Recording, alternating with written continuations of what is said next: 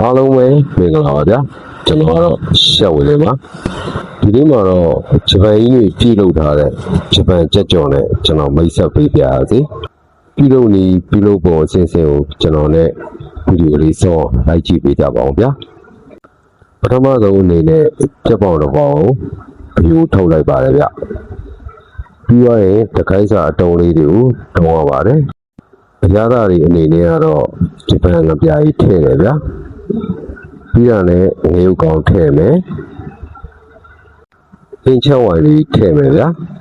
ပြီးရင်နှမ်းစီမွေလေးထည့်မယ်ဗျနှမ်းစီမွေလေးပြီးတော့လည်းကျွန်တော်တို့ကျုပ်အနှစ်လေးထည့်မယ်ပြီးရင်ဂျင်းရည်လေးညှစ်ထည့်တယ်ဗျ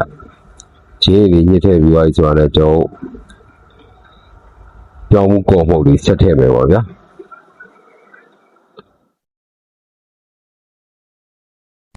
ဒီစိတ်လေးမှာအသားလေးကိုအရသာလေးစိတ်ဝင်အောင်ထည့်ထားတဲ့အနံ့လေးအရသာလေးစိတ်ဝင်အောင်ကျွန်တော်တို့တေချာလေး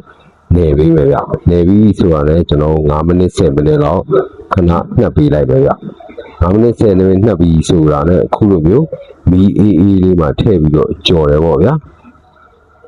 ကျွန်တော်ကြက်ပေါင်ဝယ်အဓိကတောင်းရတဲ့အကြောင်းအရာတော့ကြက်ပေါင်ကအသားနူးညံ့လို့ပါဗျာ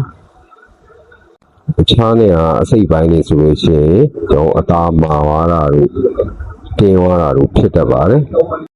အခုဗီဒီယိုမှာမြင်နေရတဲ့အတိုင်းပဲဗျာချက်ကူကျွန်တော်မီအေးအေးနဲ့ဖြည်းဖြည်းချင်းလေးကြော်ပြီးမှဖြစ်ပါတယ်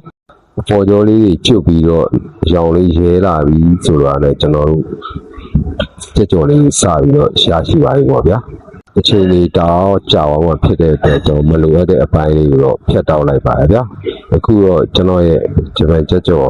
ပလိတင်လေးပဲဖြစ်ပါဗျာပြင်ဆင်ပုံလေးကတော့ကျွန်တော်ဂျပန်ဆော့လေးရဲ့ဂျင်းရည်လေးညှစ်ထည့်ထားတဲ့တံမြာလေးညှစ်ထားတဲ့ဆော့လေးရဲ့ပေါ့ဗျာဒီရဲ့စိုက်ကလေးအနေနဲ့ကတော့ကျွန်တော်ဒီကော်ဖီဂျူလီယန်ဥနီဂျူလီယန်လေးပုံမှာတော့ကျွန်တော်